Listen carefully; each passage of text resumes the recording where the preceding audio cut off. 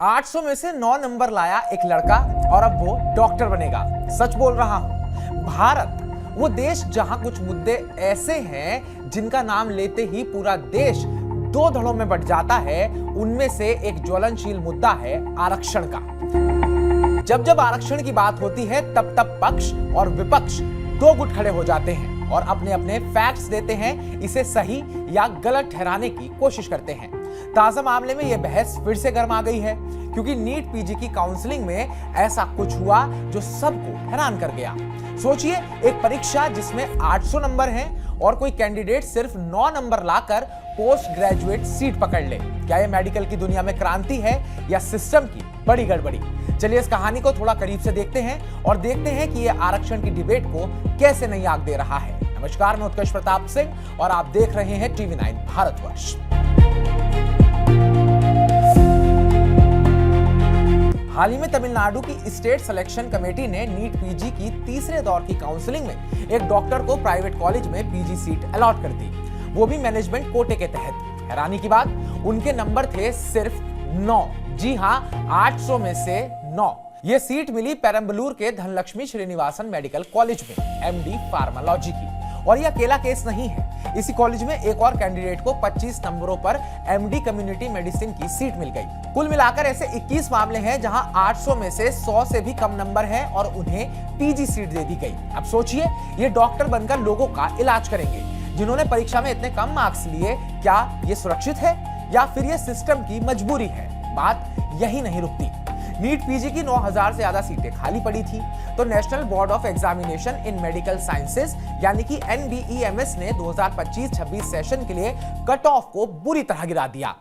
General category के लिए cut off 800 में से 103 कर दी गई, लेकिन SC, ST और OBC कैंडिडेट्स के लिए तो क्वालिफाइंग स्कोर -40 हो गया, यानी नेगेटिव मार्क्स वाले भी क्वालिफाई कर सकते हैं। नीट पीजी का एग्जाम MD, MS और पोस्ट ग्रेजुएट डिप्लोमा कोर्सेज में एडमिशन के लिए होता है। परीक्षा 3.5 घंटे की होती है। 200 MCQ वाले क्वेश्चंस, हर सही जवाब पर +4 और गलत पर -1। लाखों डॉक्टर्स हर साल इस एग्जाम को देते हैं, लेकिन इस बार सीटें भरने की जल्दबाजी में स्टैंडर्ड्स को बुरी तरह गिरा दिया गया। अब आते हैं असली मुद्दे पर, आरक्षण। एक तरफ वो लोग हैं जो कहते हैं आरक्षण सामाजिक न्याय का हथियार है, सदियों से पिछड़े समुदायों को मौका देने का तरीका है। भारत जैसे देश में जहां असमानता बहुत गहरी है, वहां बिना आरक्षण के लोग कभी मुख्य धारा में नहीं आ पाते। मिसाल के तौर पर SC, ST, OBC कैंडिडेट्स को कम कट ऑफ से फायदा मिलता है, जिससे डॉक्टर्स की कमी वाले इलाकों में ज्यादा डॉक्टर पहुंचते हैं। लेकिन दूसरी तरफ का तर्क भी कमजोर नहीं है। विपक्ष कहता है कि ये मेरिट को मार रहा है।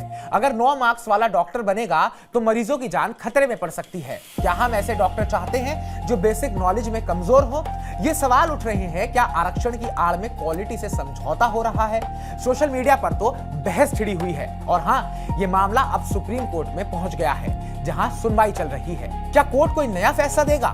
और क्या ये पहली बार हो रहा है? नहीं, ऐसा नहीं है, ये पहली बार नहीं हो रहा है। मेडिकल एडमिशन में ऐसे विवाद पहले भी हुए हैं। याद कीजिए 2017 का नीट मामला, जब रिजर्वेशन पर सवाल उठे थे, या फिर MBBS में भी कम मार्क्स पर एडमिशन की खबरें आती रहती हैं। लेकिन इस बार का केस इसलिए स्पेशल है क्योंकि कट ऑफ इतना नीचे गिरा कि नेगेटिव मार्क्स वाले भी शामिल हो सकते हैं। ये कहानी सिर्फ एक एडमिशन की नहीं है, बल्कि पूरे सिस्टम की है। भारत में डॉक्टर्स की कमी है, ग्रामीण इलाकों में तो हालात बहुत खराब है।